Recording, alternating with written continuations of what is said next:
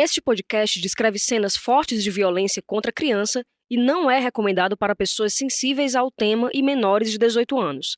Os nomes citados neste programa foram retirados de processos judiciais e de matérias que saíram na imprensa. Direitos de resposta podem ser solicitados pelo e-mail sigiloquebrado@svm.com.br.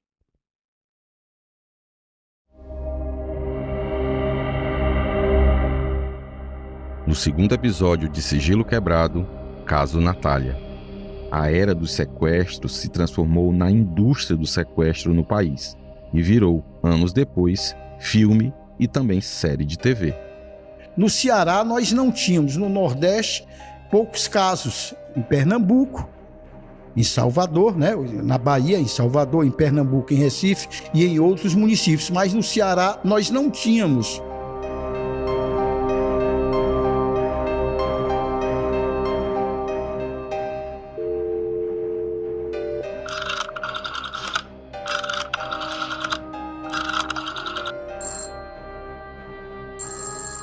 As linhas de investigação começavam a levar a polícia a descobrir a participação das 3 mulheres. 2 delas vizinhas da vítima. Vânia, Tânia e Luísa estavam prestes a serem presas. Essa última sucumbiu e não aguentou a pressão de guardar um segredo tão macabro.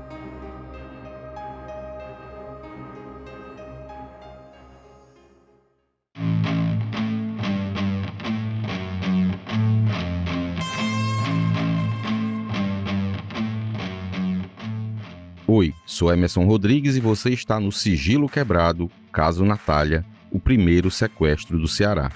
Este é o 3º episódio, Ganância ou Vingança. Se por acaso você não ouviu os episódios anteriores, aconselho que volte e ouça em sequência para não perder nenhum detalhe.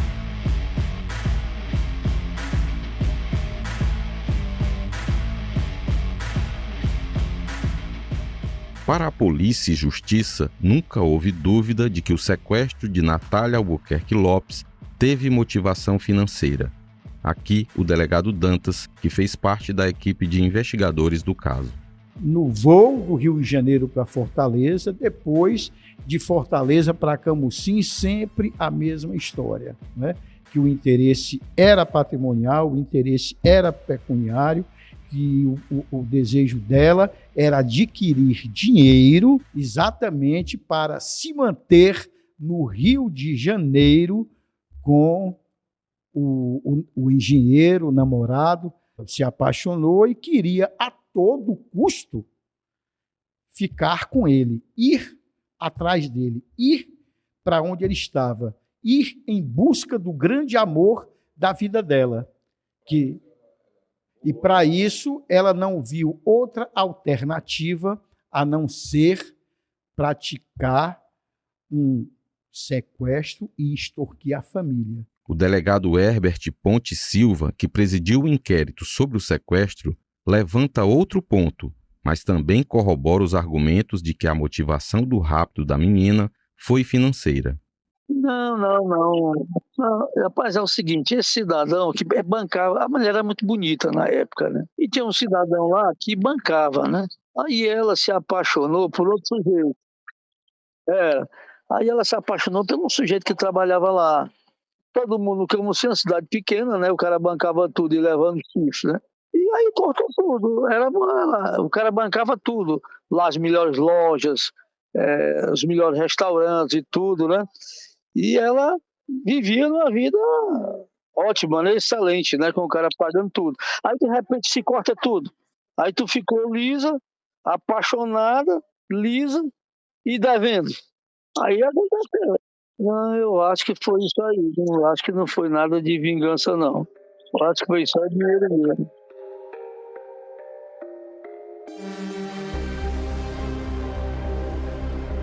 Mas até hoje surgem perguntas sobre o motivo das 3 mulheres terem praticado um crime tão bárbaro.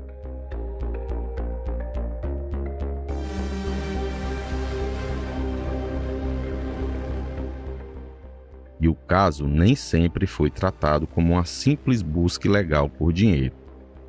Uma suposta vingança contra Dona Verônica, mulher do seu Zezinho Siebra e mãe de Natália, foi apontada por 2 das sequestradoras como o fato motivador do crime.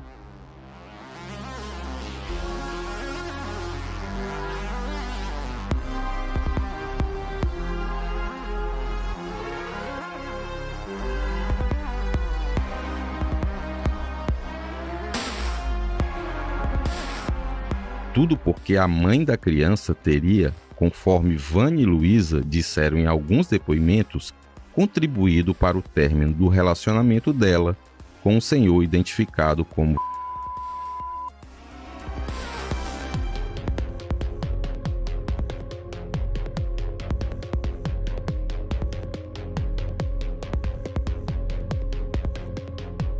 Querendo ouvir das próprias mulheres que praticaram o crime qual a motivação, desde o ano passado, quando comecei a produção desse podcast, estou tentando entrevistar Vânia, Tânia e Luísa. Revisitei documentos públicos, conversei com parentes delas, pedi contatos e nada. A busca seguia sem sucesso até o último dia 25 de agosto deste ano, já depois do lançamento do primeiro episódio. Eu descobri o endereço de Vânia e fui à sua procura na companhia da repórter fotográfica Fabiane de Paula. Eu não vou revelar em qual cidade e em qual estado eu encontrei Vânia. Cheguei na rua indicada e não encontrei o número que havia obtido como sendo da casa dela. Abordei uma mulher que passava em frente a um número aproximado e perguntei se ela conhecia alguma Vânia. Ela apontou para outras 2 mulheres que conversavam no portão de uma casa e disse: "Elas devem saber." Fui em direção às 2. Uma era uma senhora de uns 55, 60 anos de idade, de óculos, pele morena e cabelos pretos. A outra era mais ou menos da mesma idade, também de óculos, só que com cabelos loiros e pele clara. Quando perguntei se elas conheciam alguma Vânia que morava por ali, as 2 se entreolharam e riram. Isso me intrigou. O som ficou um pouco ruim por conta do vento forte e vou reproduzir o que elas disseram. Pelo riso das 2, fiquei achando que ou elas sabiam onde Vânia morava ou que a mulher loira era a própria Vânia. Achei que a idade não batia com a de Vânia, mas quem sabe o que as mudanças do tempo não fazem. Questionei sobre o número da casa e elas disseram que aquele número não existia. Olhei fixamente nos olhos da mulher loira e ela perguntou: "O senhor pensava que era eu?" Eu respondi: "Era, porque ela é..." A mulher emendou: "Parecida comigo? Ô glória!" e sorriu alto. E perguntou: "Para que você quer falar com ela? É dívida? Cadeia?" Eu disse: "Não, é apenas uma entrevista." Ela falou que não conhecia. Eu continuei a olhar fixo para a mulher e a amiga dela disse: "Ele cismou contigo. Ele está achando que é a senhora." Eu expliquei as semelhanças, mas diante da negativa, agradeci e elas continuaram sorrindo. Eu voltei e entrei no carro.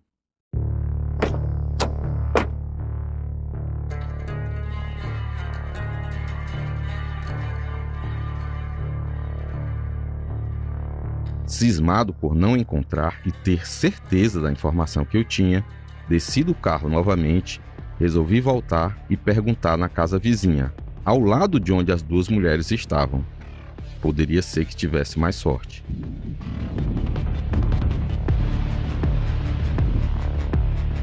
Olhei pela fresta de um portão de ferro e perguntei a 2 mulheres que estavam sentadas em uma varanda se elas conheciam alguma Vânia que morava ali perto. Uma delas nem titubeou e disse: "Aí em frente mora uma Vânia." Me virei e olhei para a casa do outro lado da rua. A diferença era de um número.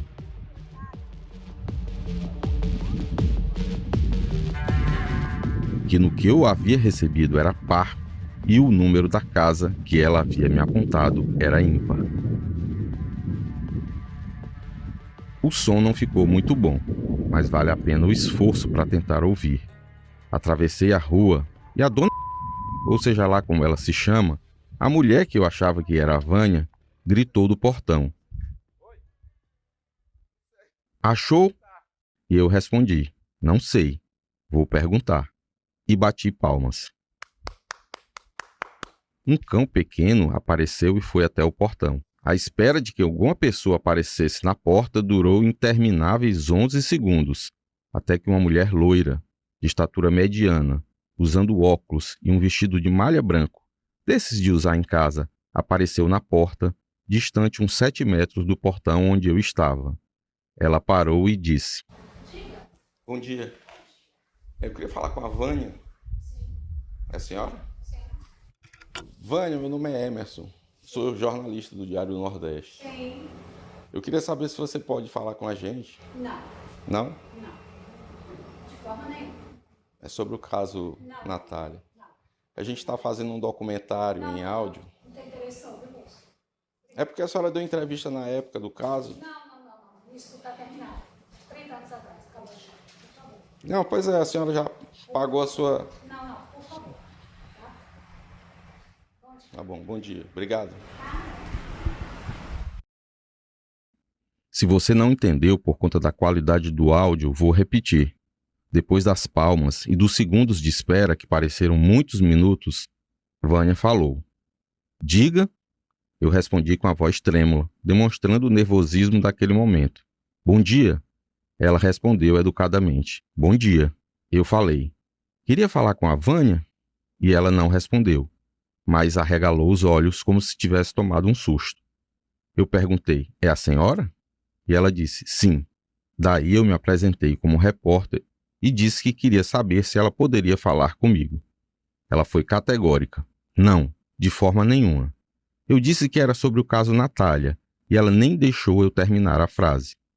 Eu disse que a gente estava fazendo um documentário e ela passou a dizer apenas não, não, não. Não tenho interesse não, moço. Eu lembrei que ela havia dado entrevista na época do caso e ela reforçou. Não, não. Isso está terminado 30 anos atrás. Por favor. Quando fui dizer que ela havia pago a pena dela, ela não me deixou completar a frase e pediu. Por favor. Era a senha para eu parar e ir embora. E deu bom dia, enquanto fechava a porta de madeira atrás de si. Eu agradeci. Ela respondeu. De nada.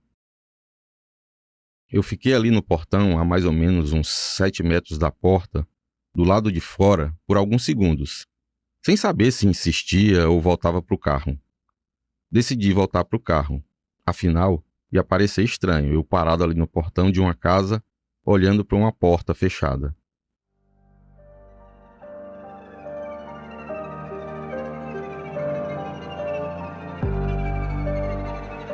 Com o silêncio de Vânia, segui com as buscas pelas outras mulheres, mas não consegui localizar Tânia ou Luísa.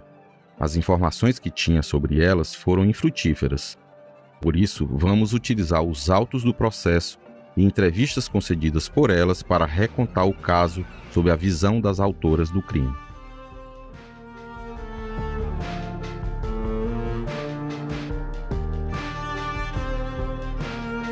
Voltando 31 anos no tempo, na apresentação das 3 sequestradoras à imprensa em Fortaleza, Vânia vestia uma camisa de malha cinza, com detalhes pretos, os cabelos muito loiros, a pele clara, mas bronzeada de sol e uma aparência tranquila. Cercada por microfones, gravadores e até um telefone fixo encostado na boca, ela pediu calma aos repórteres e disse como Natália foi morta. Natália foi sufocada. Entendeu? Natália foi sufocada. Só que ela tá tirando o corpo fora. A pena não vai diminuir. Vocês sufocaram de que forma, Natália? Com uma toalha de banho. Na gravação feita pela TV Verdes Mares, Vânia cita que ela está tirando o corpo fora. Quando diz ela, Vânia está se referindo a Luísa, que passou a negar ter participado diretamente do crime. As duas passaram a se acusar mutuamente sobre quem atuou definitivamente para a morte. Vânia afirmou, em uma das versões que deu à imprensa e à justiça, que planejou o sequestro 5 dias antes. Ela disse que no sábado, 1º de agosto, Natália já havia passado em sua casa mais cedo. A garota saiu da casa. Vânia disse que passou a observar a menina e esperar o momento de atraí-la de novo para a casa dela. Não localizei outros trechos da gravação da TV. Por esse motivo, a repórter Chase Viana narra um trecho da entrevista durante a apresentação de Vânia, da irmã dela, Tânia, e da amiga Luísa, no gabinete do secretário da Segurança Pública da época, o delegado Francisco Carlos Crisóstomo. A gente estava olhando no portão ela passar. Aí, quando ela voltava da lanchonete, eu chamei e disse: Natália, vem cá brincar um pouquinho. Aí ela entrou. Ela estava brincando na sala e quando eu passei para o quintal, ela me acompanhou.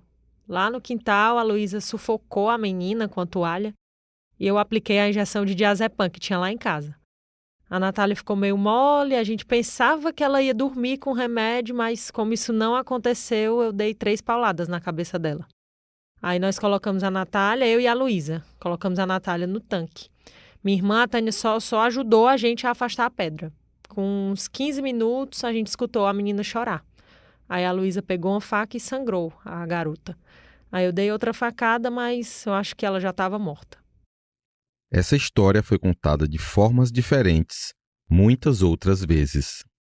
Uma hora mudava quem esfaqueou, outro momento quem participou diretamente, quem estava na casa. A única certeza que temos é de que aqueles foram os últimos momentos da vida da pequena Natália Albuquerque Lopes. Ainda voltaremos ao que Vânia Félix disse em entrevistas e no processo. Agora, a versão de Luísa Souza Nascimento. Luísa é uma mulher negra, de cabelos cacheados, medindo cerca de 1,60 m. Ela disse em depoimento logo após ser presa que no dia 27 de julho de 1992, 5 dias antes do sequestro, foi procurada por Vânia e a amiga pediu que ela fosse até a casa dela.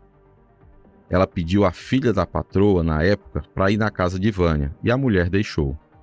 Às 17 horas, elas se encontraram e foram para o bairro Coab. Durante o passeio, Vânia teria ficado olhando as casas e os terrenos. No dia seguinte, Vânia ligou para Luísa e disse que queria se vingar de uma mulher. Vânia disse a Luísa que estava revoltada porque essa mulher teria recebido dinheiro de um antigo namorado de Vânia. E era Vânia a única merecedora do dinheiro, porque ela tinha vivido 2 anos com ele. Durante a conversa, Vânia teria dito a Luísa que tinha raiva de Verônica, a mãe da Natália, pelo fato de ela ter ajeitado essa mulher para o então namorado dela, ou seja, teria intermediado o namoro entre os dois. No dia 31 de julho, na véspera do dia do rapto de Natália, Luísa disse que dormiu na casa de Vânia, mas que ela não falou nada sobre o sequestro.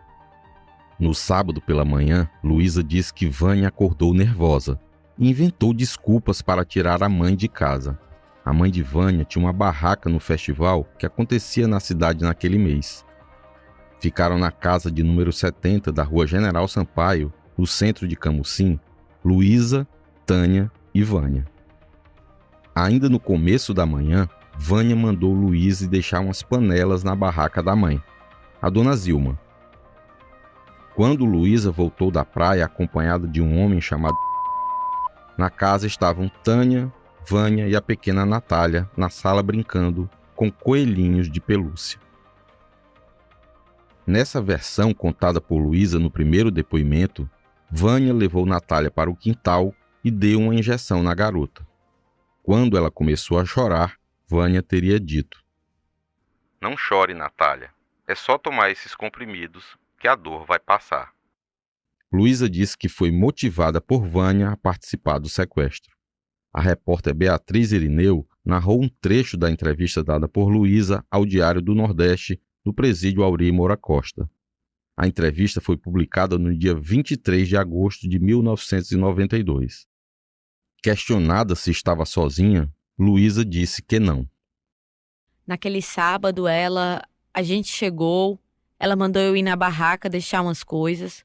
Quando eu chego da barraca, ela já estava com a menina já. Eu comigo da barraca. O eu chegou junto comigo em casa.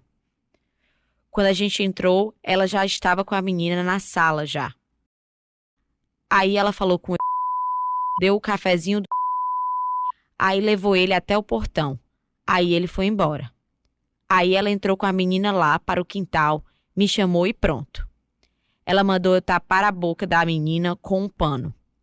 Aí eu fiquei prendendo a boca da menina com o pano e ela aplicou a injeção e deu os comprimidos. Deu as pauladas. Depois das pauladas, a menina já estava como morta, desmaiada. A gente pôs dentro do tanque, ela cobriu toda de lixo.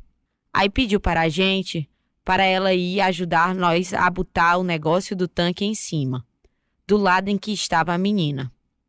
Quando a gente chegou na cozinha, aí a gente ouviu ela gemer. Aí ela procurou uma faca, aí ela pediu para mim aplicar a faca na menina. Aí eu apliquei. Aí ela aplicou a outra. Aí pronto, a menina já estava como morta já, assim desmaiada. Aí ela me convidou para a gente colocar dentro do tanque. Aí ela cobriu toda de lixo. Aí foi nessa hora que ela chamou a Tânia para ajudar a pôr em cima da pia, do lado em que estava a menina. Ao ser perguntada sobre por que ajudou a matar a menina, Luísa disse que não sabia, que Vânia garantiu que elas não seriam pegas e disse que não foi por dinheiro. Precisando de dinheiro estava, mas eu nunca tive essa ideia de fazer isso não. Sempre eu trabalhei em casa de família, nunca fui assim parada não, de não trabalhar não. Sempre eu trabalhei.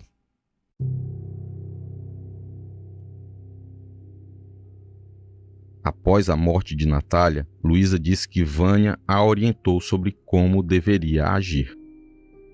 Ela disse em um dos depoimentos que após executarem a menina, ela tomou banho e vestiu uma roupa de Vânia. Sabem por quê?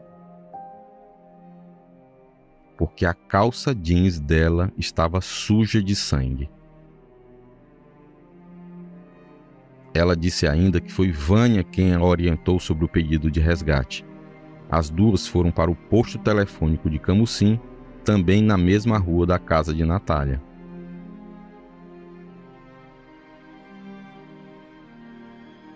As duas mulheres entraram no posto e pediram para ser feita a ligação. Luísa falou com o avô de Natália. No primeiro contato, ela disse para Alcir que a criança havia sido sequestrada e que faria um novo contato no dia seguinte. No domingo, Luísa viajou para Chaval, a cerca de 50 quilômetros de Camusim, mais ou menos. Ela contou que já ia para Chaval, a cidade vizinha, e que foi caminhando até o posto telefônico localizado na estrada que liga o Ceará ao Piauí. De lá, ela fez mais 2 ligações para o avô de Natália e pediu o resgate. Ela contou para o senhor Alcir que a neta dele estava sequestrada e negociou o valor, 40 milhões de cruzeiros.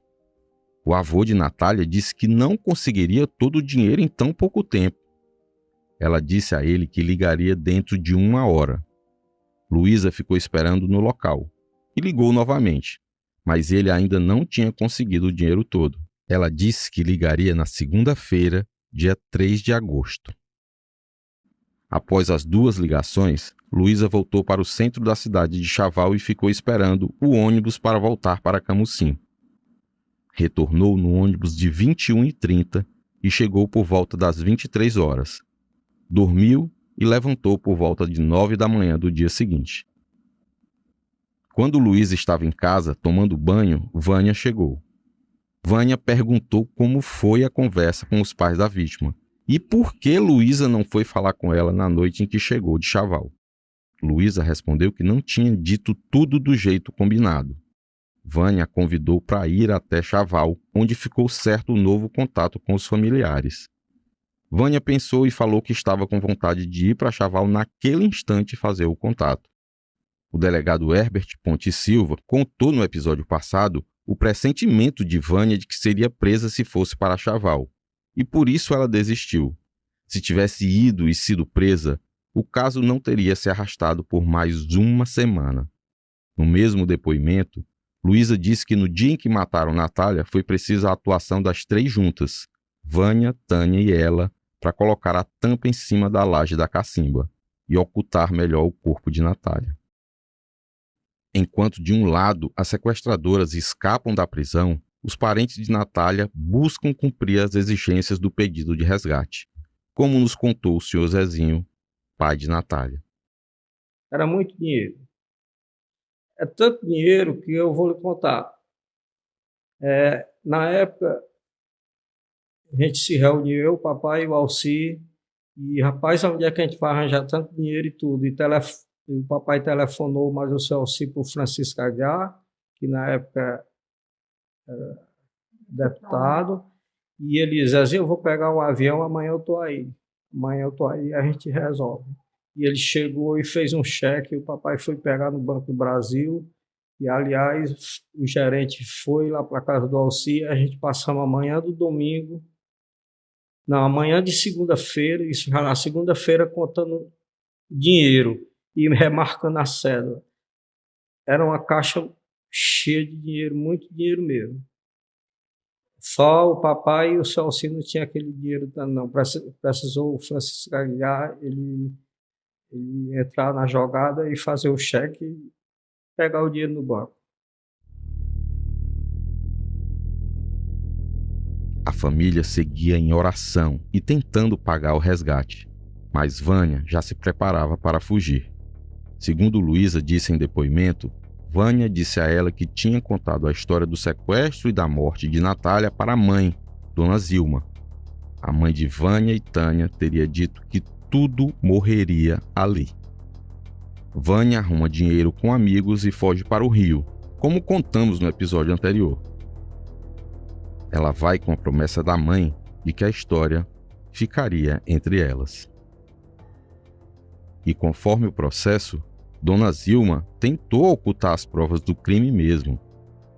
Dias depois, Luísa disse que viu Zilma colocar creolina na cacimba para disfarçar o odor que exalava do local, à medida que os dias passavam e o corpo de Natália entrava em decomposição. Ela disse ainda que nesse dia viu um braço de Natália. Aqui, o delegado Dantas. E morta, a criança permaneceu desde o dia em que foi sequestrada. Ou seja, quando a Luísa efetuou o telefonema para a família exigindo o pagamento de um resgate para liberar a Natália, ela já estava morta. Ou seja, se a família tivesse pago, não teria recebido de volta a filha viva, né? Infelizmente. Essa é a verdade acerca do caso da Natália. E o corpo da criança permaneceu lá durante 8 dias. E quando, nesse período, o odor começou a se aparecer, né? E depois foi se fortalecendo, elas jogavam criolina, se não me falha a memória, elas se utilizaram de criolina ali dentro do poço, sobre a criança, ao redor do poço, para que a vizinhança não sentisse. Isso foi constatado na investigação. Segundo Luísa, Vânia teria lhe contado que tinha ligado para um engenheiro que ela tinha conhecido em Camusim e que morava no Rio de Janeiro. Ele teria dito que Vânia não fizesse nenhuma ligação. O homem, que não terá o nome divulgado por não ter sido indiciado no caso, teria dito a Vânia que mandaria dinheiro para ela comprar uma casa. Vânia disse a Luísa que ele era envolvido com sequestros no Rio de Janeiro e que, apesar de ser engenheiro, só ficou rico por conta do envolvimento com sequestro de crianças. Já o delegado Dantas descartou a participação do homem no caso. Nós não constatamos nenhuma participação dele, ele não foi indiciado, ele apenas trabalhou no Camusim, teve um relacionamento com ela, um namoro, ela se apaixonou e queria a todo custo ficar com ele. Luísa contou que depois dessa conversa não teve mais contato com Vânia, até que as duas fossem presas. Na quarta-feira, 4 dias depois do sequestro e da morte de Natália, Luísa disse que teve uma conversa com Tânia, irmã de Vânia, no portão da casa onde o corpo de Natália estava. Tânia falou para Luísa que tinha telefonado para Vânia e dito que ela voltasse logo para resolver o problema da menina, porque ninguém ia levar a culpa por ela. Na conversa com Tânia, Luísa soube que Vânia havia viajado para fazer um tratamento de pele, mas não soube para onde. Ela disse também que Tânia pediu que ela fosse na casa dela. Lá, Luísa conversou com Tânia e Dona Zilma.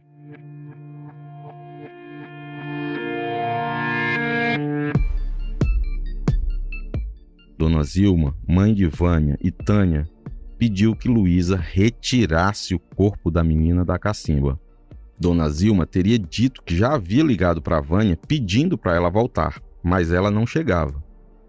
Por isso, ela sugeriu que Luísa pegasse o corpo da menina, cortasse as pernas, colocasse num saco e jogasse no mar. Mas Luísa se negou a fazer isso. O historiador de Camusim, Paulo José, conta que se as mulheres tivessem jogado o corpo ao mar, o caso poderia nunca ter sido elucidado. E no dia seguinte, que o corpo já estava entrando em estado de decomposição muito forte, elas iam lançar no mar, embrulhados em pacote de sacolas, né? Iriam colocar na maré cheia para poder o corpo ser levado. Porque aqui na maré cheia, aqui em Camusim, e ela é muito forte. Então ela meio que tende a levar o corpo para área bem distante do oceano. A história do sequestro e da morte de Natália deveria morrer entre Luísa, Vânia, Tânia e Dona Zilma, mas não foi o que aconteceu. Inclusive, em entrevista concedida ao Diário do Nordeste no dia 18 de agosto de 92, dentro do presídio Aurímora Costa, Tânia Félix Ferreira, irmã de Vânia, disse que pretendia contar tudo para a polícia. Tânia é uma mulher branca.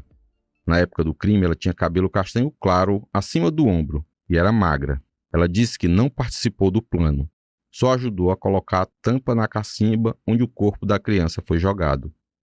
A repórter Milena Gadelha releu um trecho da entrevista de Tânia ao DN. O meu envolvimento só foi ajudar a empurrar uma pedra, mas eu não cheguei a ver o corpo da criança não, nada. Tive a visita de um policial chamado Barbosa na quarta e na quinta-feira. Na quinta-feira eu me arrependi de não ter contado para ele, assim, do que eu sabia, né? Procurei, eu liguei para ele na sexta. Ele deixou um telefone comigo. Liguei e não consegui falar com ele e ele não estava. Foi isso. Eu ia contar para ele o que elas tinham feito. Eu não estava envolvida, eu já não aguentava mais. Sobre a história de que teria aumentado o som da casa e da TV para que ninguém ouvisse os gritos da pequena Natália enquanto ela era agredida e morta, Tânia negou. Não, o som lá na casa é sempre ligado, mais ou menos direto. O som estava tocando normal como nos outros dias. Eu não aumentei nada. Como disseram que eu tinha ligado a TV, mentira, que eu não peguei em televisão nenhuma. Se eu soubesse que o plano delas era esse, eu não tinha deixado não, né? Se eu tivesse entrado em casa, eu teria mandado a menina ir embora. Não tinha deixado isso acontecer, não. A polícia e a justiça não acreditaram na versão de Tânia, como veremos mais para frente na decisão judicial. Voltando ao que disse a mentora do crime, a Vânia. Ela também tentou inocentar a mãe e a irmã. Em entrevista concedida no dia 10 de agosto de 92, ela dividiu a culpa apenas com Luísa.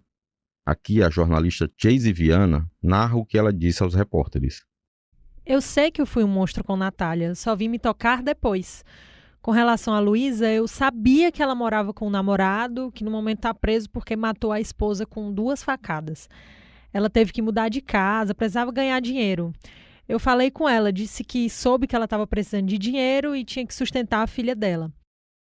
Ela concordou com tudo e fizemos o que planejamos, mas não deu certo. Com relação à minha mãe, ela só sabia do fato uns 15 minutos antes da minha viagem para o Rio.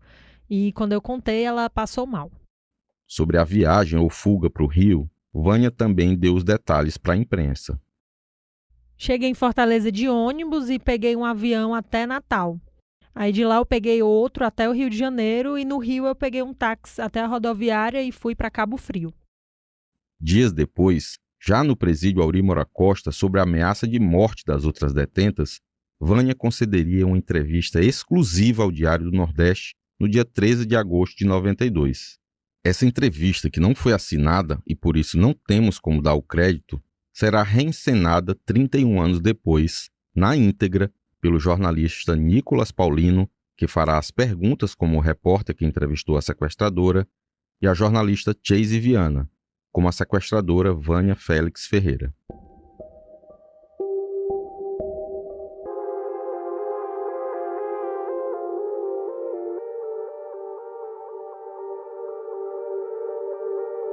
De quem foi o plano?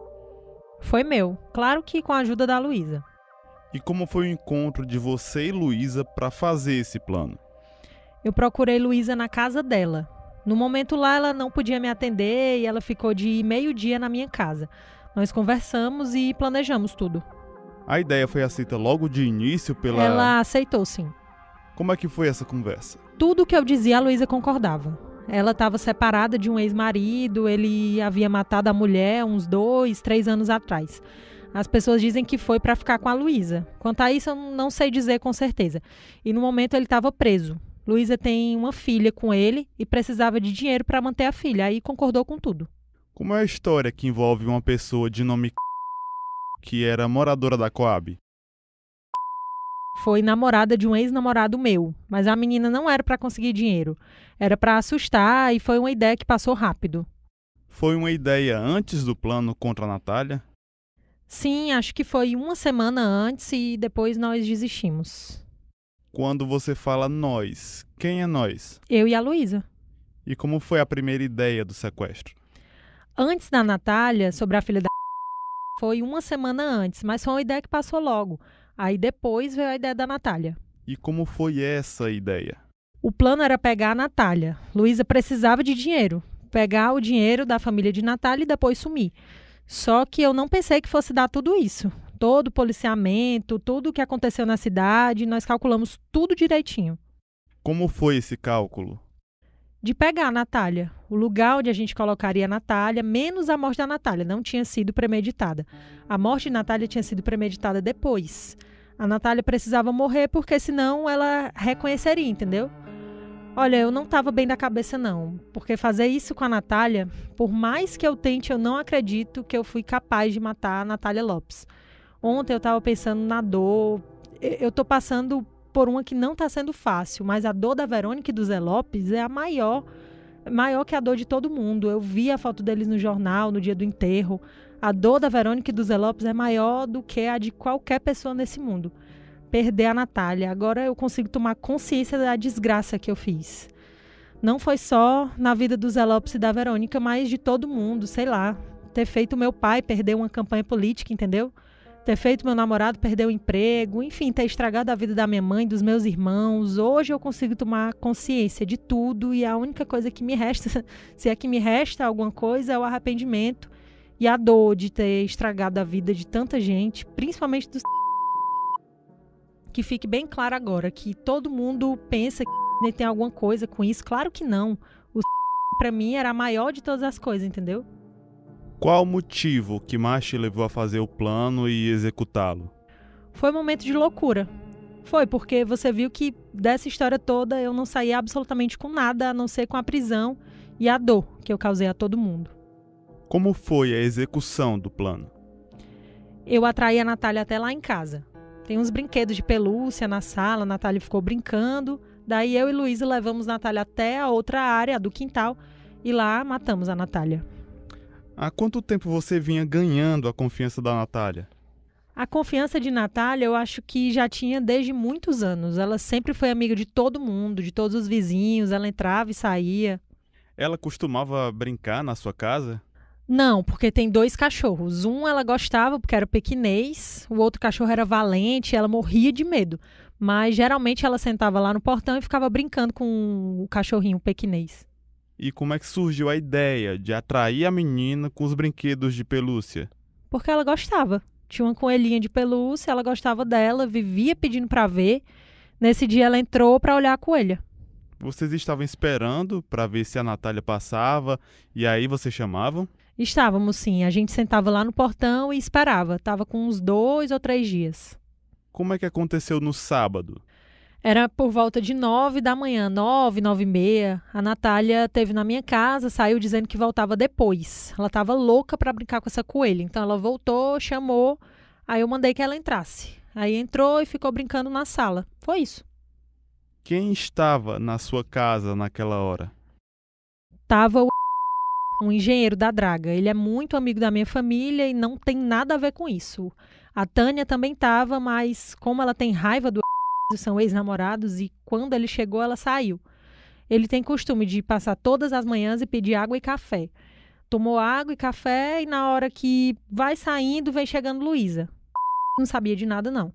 Nós levamos a Natália até a área. Lá a Luísa segurou uma toalha sufocando a Natália para que eu aplicasse a injeção e desse os comprimidos.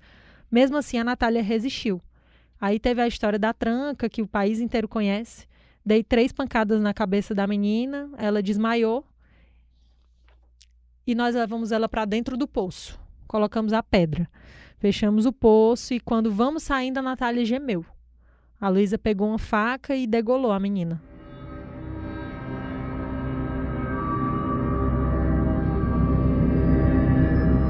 Depois disso, nós saímos lá para a calçada como se nada tivesse acontecido, mas muito nervosa.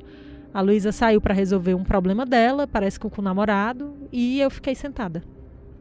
Quem foi que manteve os contatos com a família da menina para pedir o resgate? Foi a Luísa, mas fui eu que dei a orientação para ela. Inclusive, eu paguei a passagem dela para Chaval. Como foi na segunda-feira, no dia em que você fugiu? Não foi fuga, não. Eu estava voltando domingo para cá e daqui eu pegava um ônibus para Camusim. Essa viagem estava programada há 15 dias. Eu estava sonhando com o dia dessa viagem para ver o... Geralmente, onde ele ia fazer um trabalho, eu ia ao encontro dele. Como foi o plano da sua viagem? Foi uma forma de ver o homem que eu amo. Que fique bem claro agora, eu tô grávida. Eu não quero mais esconder isso. Tô grávida do homem que eu amo e eu vou ter esse filho. E esse filho é quem vai me dar força para brigar pela liberdade. A única coisa que tá me mantendo de pé é essa gravidez. Se não fosse esse filho, esse amor que eu tenho, eu estaria morta. Porque eu tenho passado por cada coisa, mas eu começo a me olhar e eu vejo uma única coisa. Eu vou sair dessa sim. Quando você soube que estava grávida? Eu soube em Cabo Frio. Já estava desconfiada. Ele quer muito esse filho e me disse isso diante do delegado. Lá nós fomos no médico e foi confirmado. E como conseguiu dinheiro para viajar? Consegui com mas ele é totalmente inocente. Ele me emprestou porque é meu amigo, porque é namorado da minha irmã. Cedo eu procurei o ele me disse que a quantia não podia me dar totalmente, então eu procurasse outra pessoa que pudesse emprestar. Aí eu procurei então deu só uma outra parte. Quanto? 1 milhão aproximadamente. Em dinheiro ou em cheque? Foi em dinheiro. Quer dizer, ele não me deu propriamente. Pediu para que me desse e que ele pagaria à tarde. Então, acusando de ser cúmplice, ele não tem nada a ver com isso. Você se acha uma louca? Acho. Agora você disse a palavra adequada, louca. Eu devia estar no hospício ao invés de uma prisão. Como é que eu fui capaz de acabar com a vida de tanta gente inocente, de político que não tem nada a ver com isso? Quem está envolvido no caso da rua General Sampaio? Somente eu e a Luísa. A Tânia, sua mãe? A Tânia só ajudou a afastar uma pedra de cima do poço, somente. A Tânia não tem envolvimento com o assassinato de Natália. A Tânia é totalmente inocente. Ela não fez nada. Minha mãe é inocente e eu vou morrer dizendo que ela é inocente.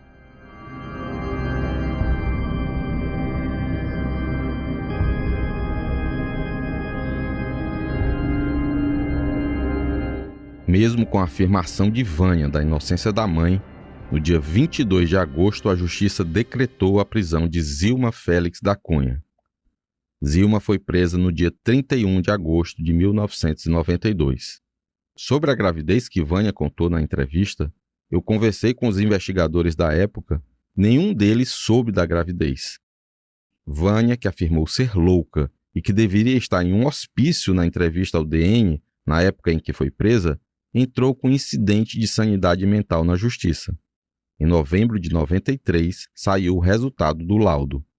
Aos profissionais da saúde mental, ela afirmou que matou a criança por vingança contra a mãe de Natália, que se metia no namoro dela com um homem identificado como...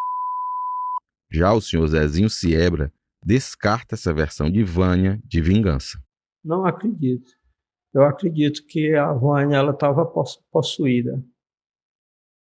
No documento, segundo a perícia, consta que Vânia se comportou de maneira fria.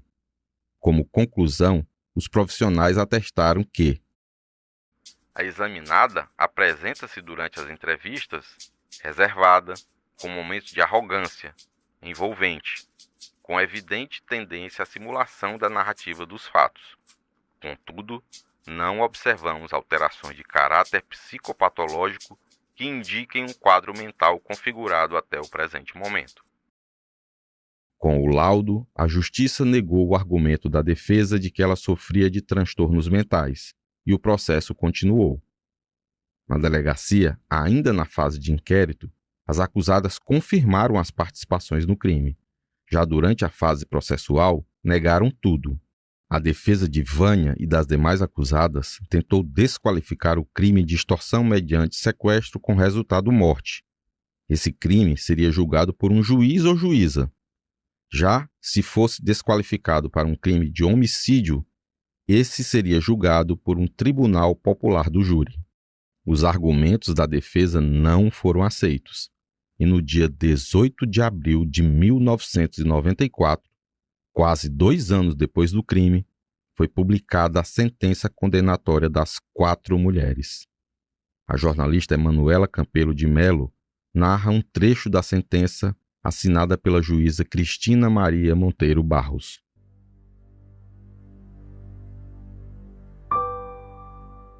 Era uma manhã de sábado por volta das 9h30 do dia 1º de agosto de 1992. A pequena de 6 anos de idade, Natália Albuquerque Lopes, adentrou na residência de Vânia envolvida que foi pelo ardil de ver coelhinhos de pelúcia. Aquele momento era o início de seu sequestro para que, a posteriori, Vânia e suas comparsas exigissem resgate. A menor, Natália, foi por Vânia, Tânia e Luísa, drogada por injeção de diazepam. Teve seu crânio fraturado por golpes desferidos com uma tranca de porta e seu corpo deixado em uma cacimba destinada à coleta de lixo. Receberia em seus estertores finais um golpe de faca que lhe separou a cabeça do corpo, em um ritual de barbaridade que estarreceu a comunidade camocinense.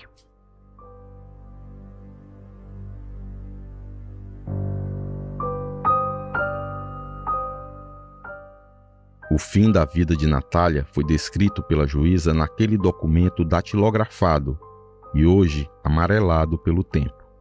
E o que era o fim para a criança foi o começo da pena das acusadas Vânia Félix Ferreira, 22 anos, Tânia Félix Ferreira, 20 anos, irmã de Vânia, e Luísa Souza do Nascimento, a Isa, amiga das duas, também de 20 anos. Elas foram condenadas por extorsão mediante sequestro, seguido de morte e ocultação de cadáver. A juíza afirmou que não há que se falar em descaracterização de sequestro, pelo fato da criança ter sido morta antes do pedido de resgate, pois o mesmo foi pedido, o que não inviabiliza o crime de sequestro. Para a justiça, o crime não foi praticado por vingança, como quis induzir a defesa. Se assim o fosse, não haveria pedido de resgate. Para o Poder Judiciário, restou claro que Vânia foi a autora intelectual do crime, praticado por ela, com a ajuda da irmã Tânia e Luísa. Sobre a participação da mãe de Vânia, a juíza afirmou que, abre aspas, além de ocultar o cadáver na cacimba de sua casa, após sabedora do crime efetivado por suas filhas, segundo Luísa, ela recebeu de Dona Zilma a sugestão para que, após recolhido o corpo em um saco, Luísa fosse jogá-lo ao mar, assegurando-se de sua total ocultação. Fecha aspas. A juíza determinou assim a pena de cada uma delas, começando por Vânia. A acriminada Vânia Félix Ferreira, por sua e somente sua total culpabilidade, por sua personalidade periculosa, por vezes habilmente minimizado sua participação como mentora, intelectual e executora, pelas circunstâncias e consequências, pela forma bárbara na execução do crime, e por bem fixar a pena base em 26 anos de reclusão em curso, aqui está no artigo 159, parágrafo 3 do Código Penal, que exaspera de 4 anos pelas agravantes previstas no mesmo diploma legal em seu artigo 61, 2, 2. Letra A. Motivo torpe. B. Para facilitar ou assegurar a execução, a ocultação e a impunidade ou vantagem de outro crime. C. Outro recurso que tornou impossível a defesa do ofendido. F. Prevalecendo-se de relações de hospitalidade. H. Contra a criança, para torná-la definitiva a 30 anos de reclusão em regime de cumprimento inicial da pena fechado.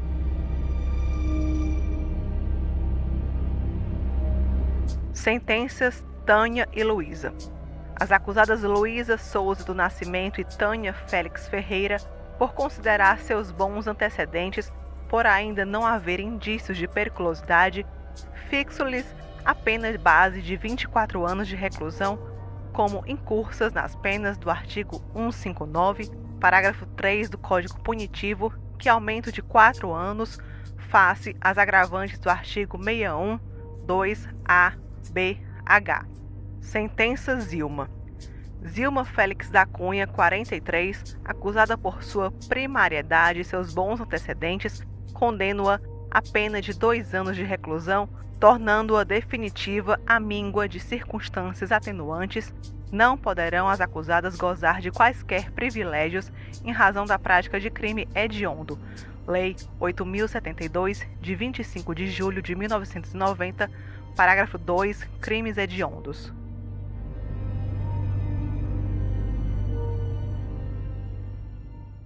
Vânia, Tânia e Luísa passariam os próximos anos atrás das grades. Mas quantos anos? Nem tanto quanto as famílias e a sociedade gostariam. No próximo episódio. Quando ela foi condenada pela extorsão, mediante sequestro seguido de morte, em 92, a extorsão já era crime hediondo. Então ela só poderia obter um único benefício, que era do livramento condicional, com o cumprimento de 2/3 da pena. Ou seja, ela ficaria 20 anos presa. Pena definitiva 30 anos, aí bota regime de cumprimento inicial da pena, vírgula, fechado. Ou seja, aqui foi o equívoco. Ela deveria colocar regime de cumprimento da pena, fechado. O regime de cumprimento da pena integralmente fechado. Para mim, sinceramente, foi um mero equívoco da magistrada. Aqui, no Sigilo Quebrado, caso Natália.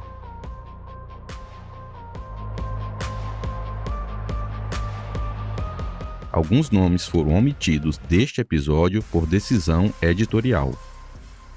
Esse podcast é uma produção da Editoria de Segurança do Diário do Nordeste, empresa do Sistema Verdes Mares de Comunicação.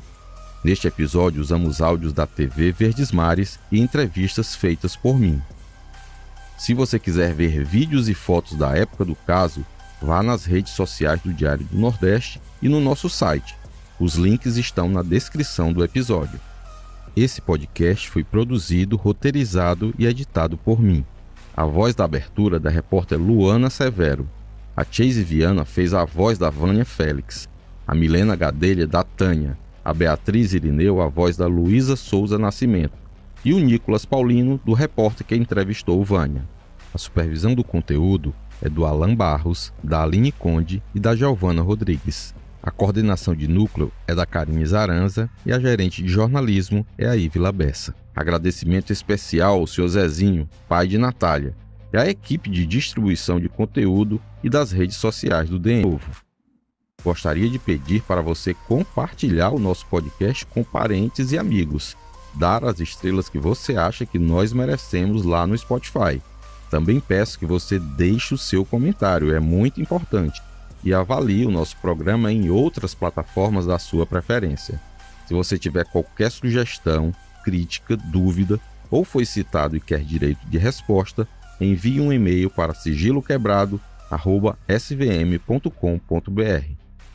Espero vocês daqui a uma semana para ouvir o 4º episódio do Sigilo Quebrado, caso Natália, o primeiro sequestro do Ceará. Até lá!